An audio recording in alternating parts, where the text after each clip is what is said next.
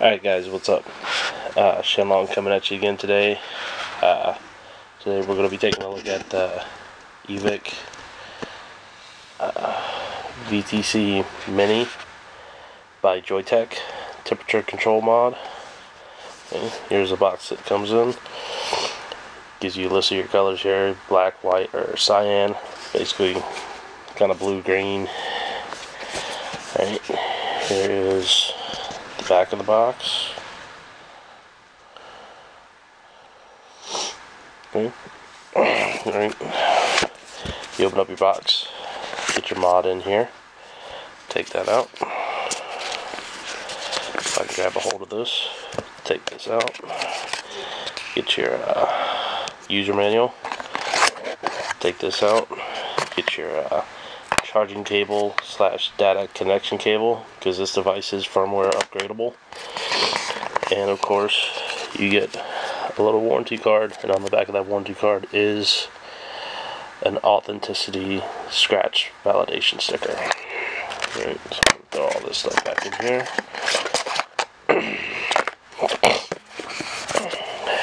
Alright guys, so let's check out the mod real quick.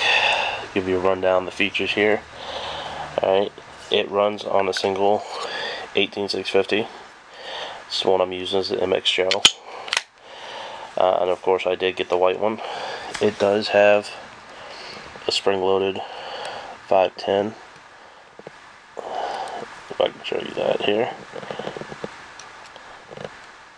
It is a spring-loaded 510 connection.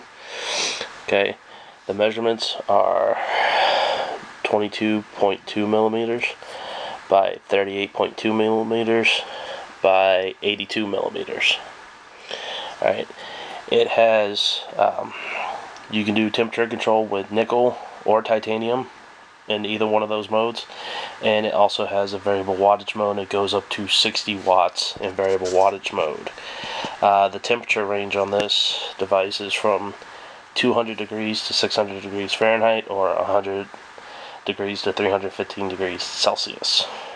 Okay, the resistance range for your temperature control mode is stable down to 0.05 ohms up to 1 ohm for your temperature control mode.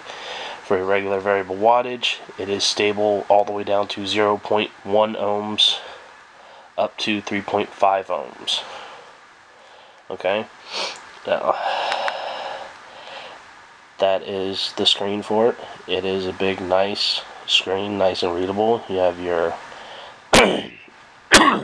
excuse me guys, you have your current temperature setting up here, your power setting, your atomizer resistance, which you can lock the resistance on this device. I will show you that here in a minute. You have a battery gauge, okay, and I will put on an atomizer here just so you guys can see. It's my Mutation XV4. I currently have a dual nickel build in here, reading at 0.07 ohms, and the resistance is locked at 0.07 ohms. 520 degrees Fahrenheit, 50 watts. Okay, now to change your settings around on this device, of course, to turn the device on and off, it's 5 clicks. So you do 1, 2, 3, 4, 5. Device is off. 1, 2, 3, 4, 5. 1, 2, 3, 4, 5. It'll come back on. Sorry guys, it doesn't always work. And of course, you see my resistance is jumping around a little bit, but I usually don't have a problem with that. Okay, now to change your settings on here, you do 3 quick clicks of the fire button. 1, 2, 3. Okay, and you see it will start flashing up here. So I am currently in nickel mode. To change it, you hit the right power button. Okay, oh sorry, it went back out. Alright, you hit the right power button. So now it's in titanium mode. Now it's in power mode, or wattage mode. You can do bypass mode on here as well. I forgot to mention that. And then go right back to nickel mode. And to scroll down to your power, you hit the left power button, and you can scroll through your wattage, which when it gets up to 60 watts it will stop, and then you have to press it again and it goes back down to 1 watt and then goes all the way back up to 60 watts. If you hold it down long enough, it will scroll through pretty fast. Other than that, you can do it in 0.1 watt increments, but I usually just kind of speed scroll through here. It's a little bit quicker.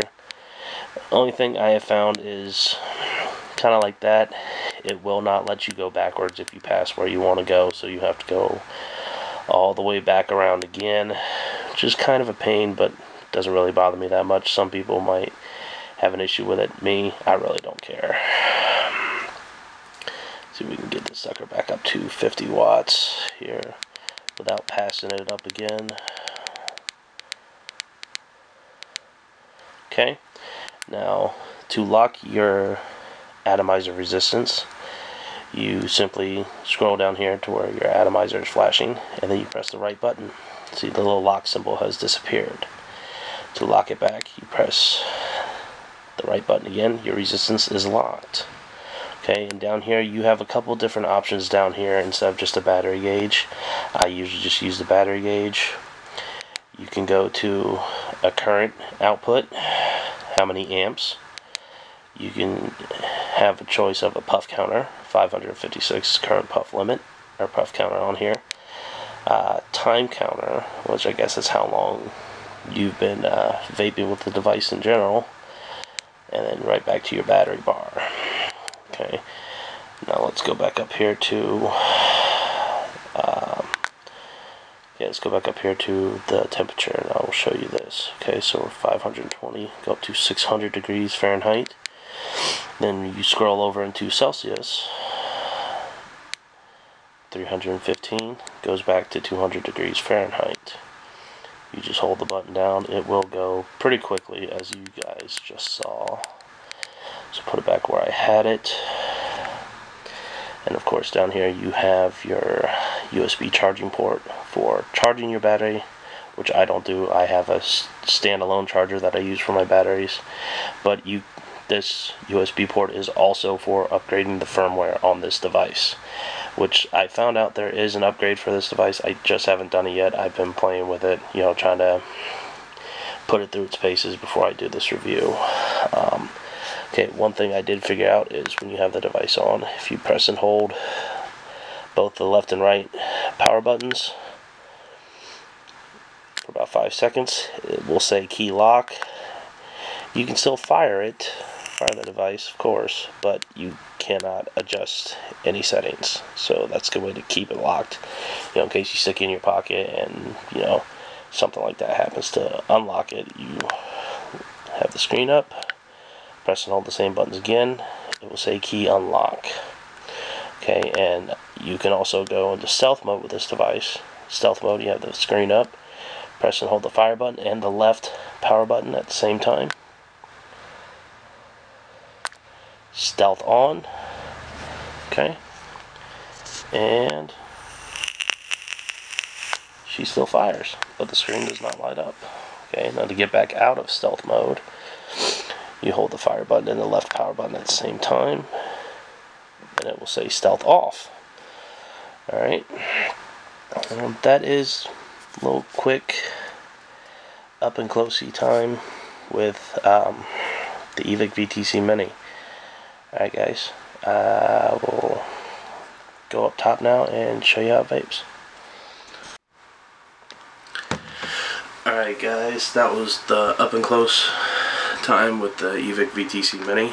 And like I said, current build I'm using in this dripper is a dual nickel build Ni 200 wire, 9 wraps on a 3/32 screwdriver, space wraps obviously, and it's reading 0.07 ohms.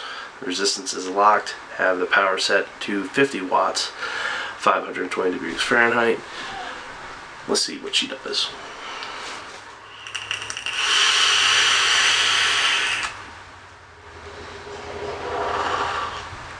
Oh yeah, you can see right there. Works really great. The power output on this little single 18650 device is phenomenal. I have to give them credit for that. This device is amazing.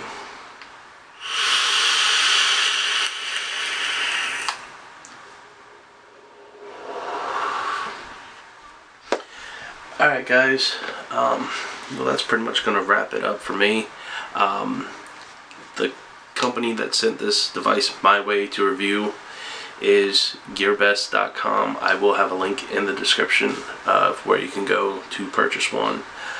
And of course I will be, if you like the video, please click like, share, subscribe, whatever you want to do. And if you have any comments, hey, feel free to leave them in the comment section below. I'm open to criticisms, not an issue with me, but yeah guys, I gotta say, for this little single 18650 temp control mod, thing is amazing. It's phenomenal. I love it. Works great. Haven't really had any issues with it. Other than that, I like it. Alright guys, it's been Shenlong, vaping with Shenlong. Stay cloudy guys. Have a good one.